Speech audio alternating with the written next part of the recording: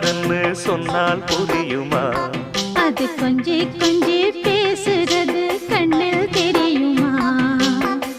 உலகே அழிஞ்சாலும் உன் உருவம் அழியாதே.